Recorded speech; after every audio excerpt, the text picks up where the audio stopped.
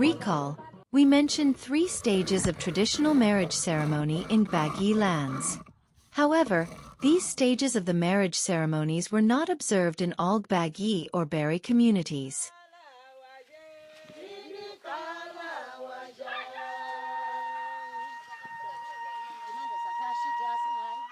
In some areas there were variations in the stages. In some communities, the stages were combined into one big, single ceremony. But most other things such as yai ifwa, what parents also needed to do for the couple, and purity during courtship remained largely the same. One of the ways one could see the strong community support of the Gbagyi and Gbari people was, and still is, during wedding. Ensuring a successful marriage for a young couple was the responsibility of the whole community, and even beyond. In those days, at least 10 young ladies would accompany the bride to the bridegroom's house. This was the first stage of the marriage rite referred to as Mula Bajida. It lasted for 7 days, ultimately finalizing the promise of the young woman to marry her man. Every evening, the young ladies would dance and make merry. They celebrated all night long. In daytime, however, they would fetch firewood from the bush, for at least 2 days, in order to gather it for the bride.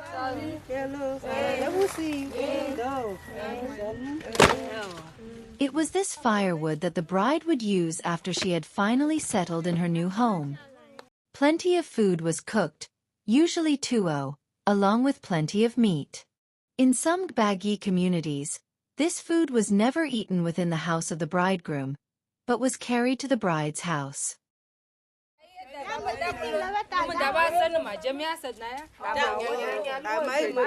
Another thing these girls did was to fetch water from the stream and fill all the earthen pots in the bridegroom's house.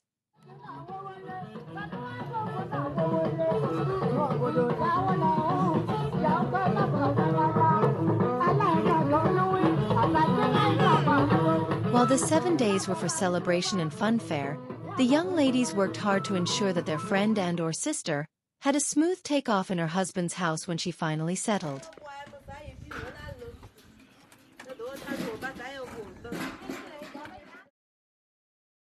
The Gbagyi and/or Gbari people encouraged responsible friendship amongst their young ones, friendship that served the interest of the other in her time of need, and more.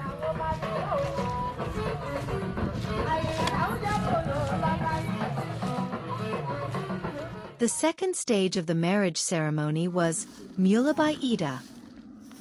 It lasted for 4 days. The bride was accompanied by only 4 of the girls of her own age group. Ceremony at this stage was not as elaborate as that of the Mula Bajida. This time around, the girls spent more time doing certain tasks in the bridegroom's house.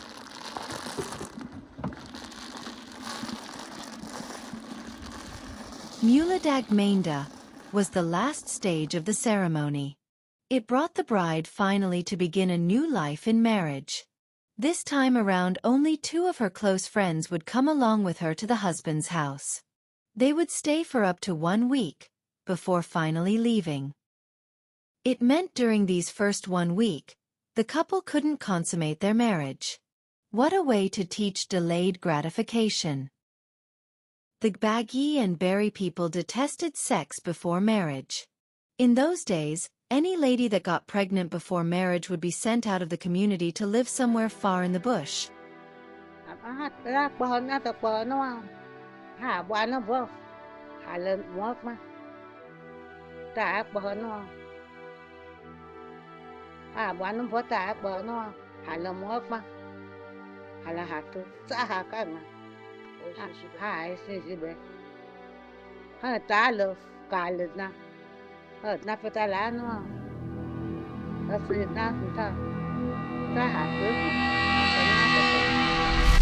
Until she put to bed, undergo certain ritual for cleansing before she could be allowed back into the community. The boy is the one that will pay the charges of items that will be bought and sacrificed to the gods. He is the one that will buy the 2, if it is, some communities will say you buy 1 goat, 1 sheep, 1 cow, one dog and all whatnot, and a big pot of brewed beer. So that is the punishment of the man. And for him to always go there to go and visit the lady wherever she is also part of it. However, in some communities the girl was rebuked or reprimanded, but not banished from the community as it was in Karu FCT and other places. It was still taken as a human error. So you couldn't just condemn the persons or those involved, no. But they would be reprimanded. In order to prevent such, during courtship, the couple couldn't be left alone together under any circumstances. They could only be together in either a company of the man's friend or that of the lady so as to avoid any temptation.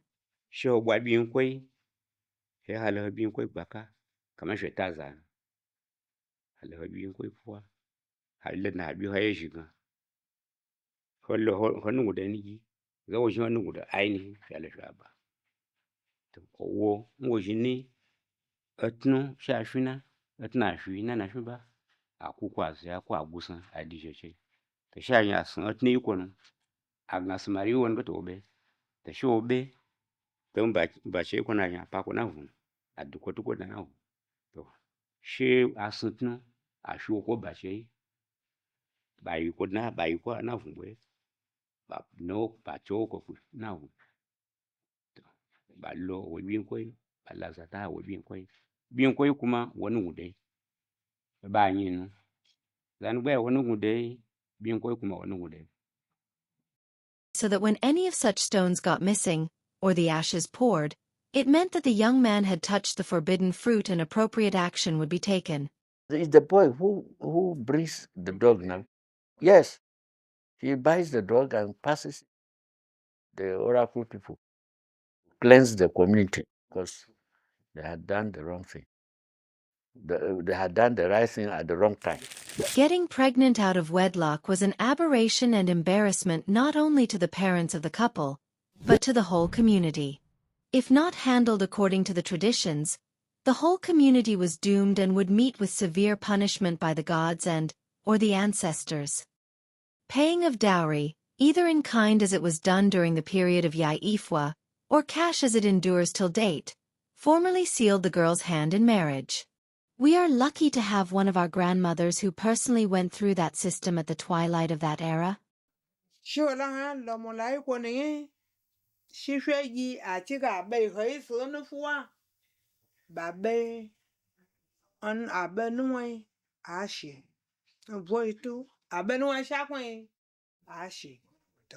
Misali metenye shabe asamasoto dege akampan beche wanam te je sha polong mame te halen no bache pa chembe shabe me pa bache kwanini te je me jile na ji sha pa bache kwanini yene shingi aza jile la gman aza jile la gman sha pin shabe pin ajimla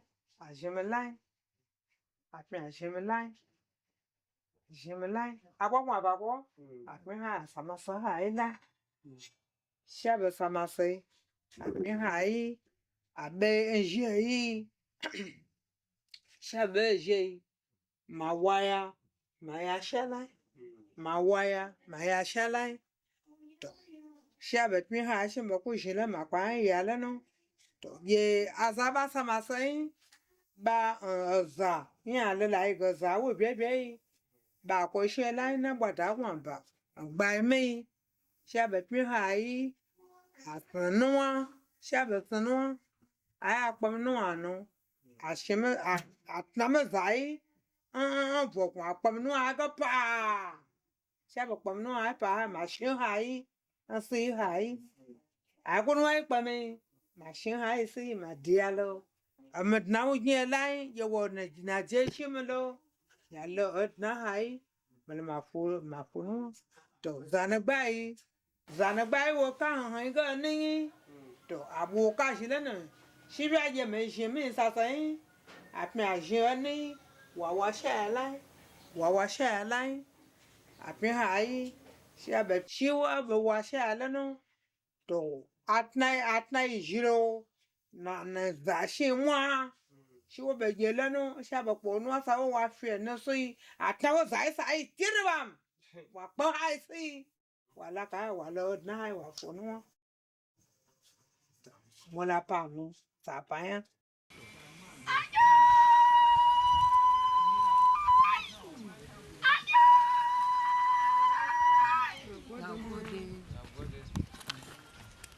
In some communities, the toes of the couple would be joined together, just as rings are used these days, signifying their coming together in marital union.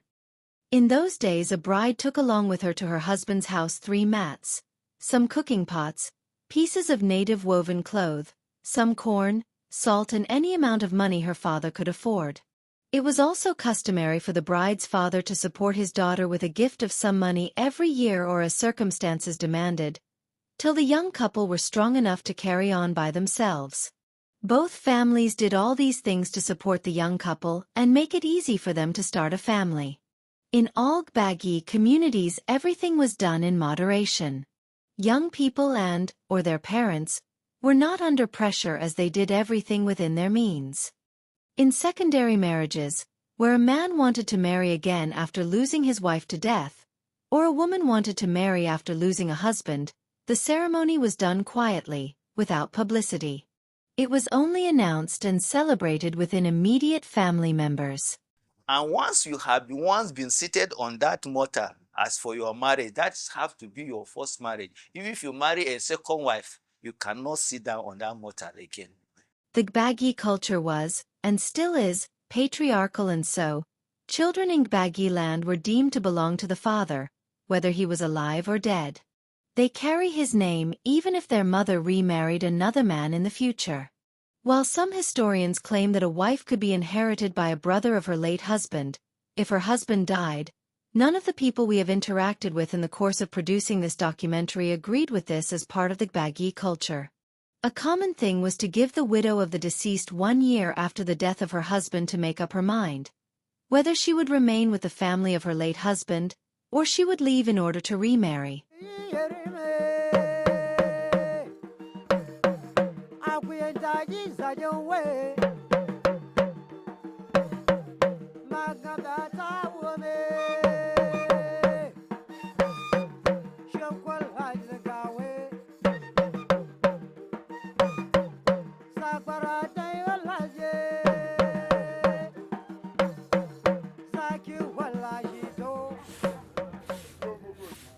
In episode 4, we shall be looking at the Gbagyi kinship and economic systems before the advent of modern political and economic systems. Please don't forget to like, subscribe, and share this to encourage our work. Thank you for watching. See you in the next episode.